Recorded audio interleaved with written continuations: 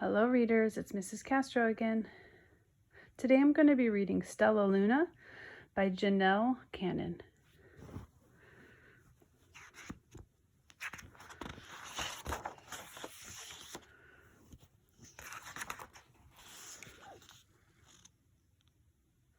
In a warm and sultry forest, far, far away, there once lived a mother fruit bat and her new baby. Oh, how Mother Bat loved her soft, tiny baby. "I'll name you Stellaluna," she crooned. Each night, Mother Bat would carry Stellaluna clutched to her breast as she flew out to search for food. One night, as Mother Bat followed the heavy scent of ripe fruit, the owl spied her. On silent wings, the powerful bird swooped down upon the bats. Dodging and shrinking, Mother Bat tried to escape, but the owl struck again and again, knocking Stellaluna in the air. Her baby wings were as limp and useless as wet paper. Down, down she went, faster and faster, into the forest below.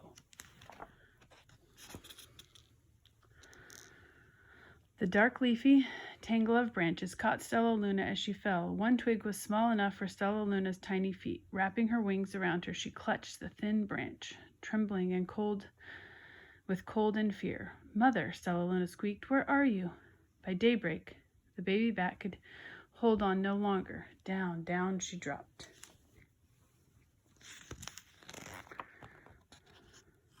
Flump! Stellaluna landed headfirst into a soft, downy nest, startling the three baby birds who lived there. Stellaluna quickly clambered for the nest and hung out of sight below it. She listened to the babble of the three birds. "What was that?" cried Flap. "I don't know, but it's hanging by its feet," chirped Flitter. "Shh! Here comes Mama," hissed Pip.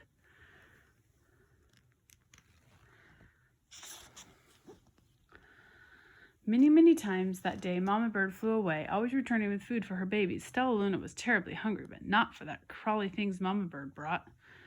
Finally, though, the little bat could bear it no longer. She climbed into the nest, closed her eyes, and opened her mouth. Plop! In dropped a big green grasshopper.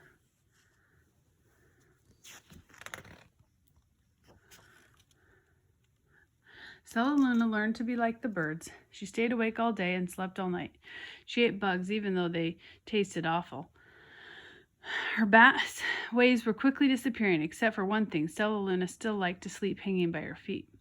Once, when Mama was away, the curious baby birds decided to try it. When Mama Bird came home, she saw 8 tiny feet gripping the edge of her nest. "Eek!" she cried. "Get back up here this instant. You're going to fall and break your necks."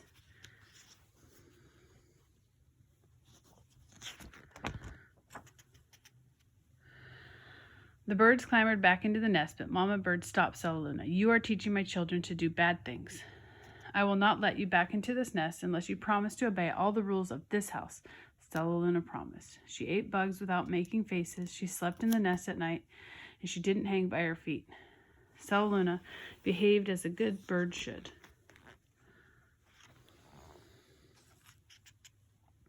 All the babies grew quickly. Soon the nest became crowded. Mama Bird told them it was time to learn to fly. One by one, Pip, Flitter, and Flap, and Stellaluna jumped from the nest. Their wings worked. "I'm just like them," thought Stellaluna. "I can fly too."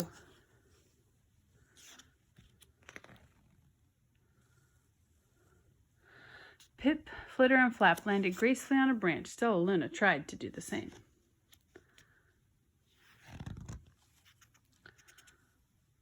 How embarrassing.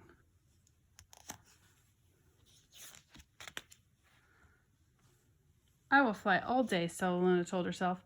"Then no one will see how clumsy I am." The next day, Pip, Flitter, Flap, and Stellaluna went flying far from their home. They flew for hours, exercising their new wings. "The sun is setting," warned Flitter. "We had better go home, or we will get lost in the dark," said Flap. But Stellaluna had flown far ahead, and she was nowhere to be seen. The 3 anxious birds went home without her.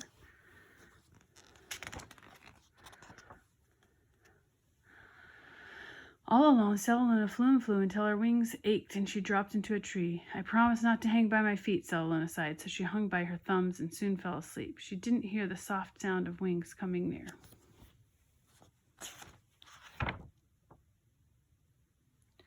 "Hey," a loud voice, "why are you hanging upside down?" Stellaluna's eyes opened wide. She saw a most peculiar face. "I'm not upside down, you are," Stellaluna said. "Ah, But you're a bat. Bats hang by their feet. You're hanging by your thumb, so that makes you upside down, the creature said. I'm a bat. I'm hanging by my feet. That makes me right side up. Stellaluna was confused. Mama Bird told me I was upside down. She said I was wrong. Wrong for a bird, maybe, but not for a bat.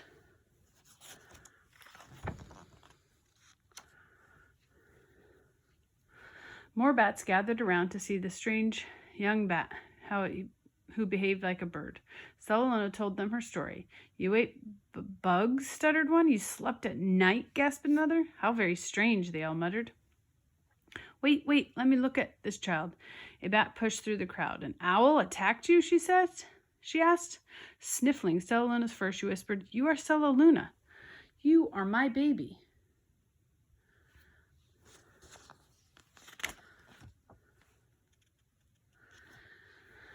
You escaped the owl? Cried Stellaluna. You survived? Yes, said Mother Bat. She wrapped her rings around Stellaluna. Come with me and I'll show you where to find the most delicious fruit. You will never have to eat another bug as long as you live.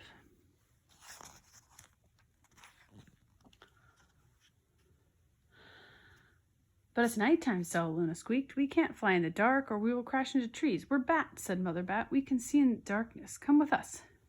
Stellaluna was afraid, but she let go of the tree and dropped into the deep blue sky. Stellaluna could see. She felt as though rays of light shone from her eyes. She was able to see everything in her path.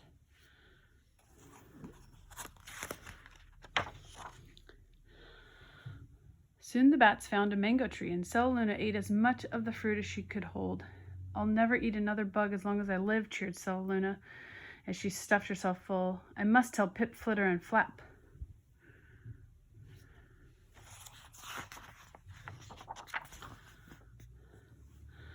The next day, Stellaluna went to visit the birds. Come with me and meet my bat family, she said Stellaluna. Okay, let's go, agreed Pip. They hang by their feet and they fly at night and they eat the best food in the world, Stellaluna explained to the birds on the way. As the birds flew among the bats, Flap said, I feel upside down here. So the birds hung by their feet.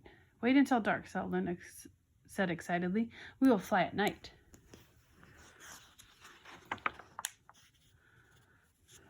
When night came, Stellaluna flew away. Pip, Flitter, and Flap leapt from the tree to follow her. I can't see a thing, yelled Pip. Neither can I, howled Flitter. Aye, shrieked Flap. They're going to crash, gasped Stellaluna. I must rescue them. Stellaluna swooped about, grabbing her friends in the air. She lifted them from a tree, and the birds grasped at a branch. Stellaluna hung from the limb above them.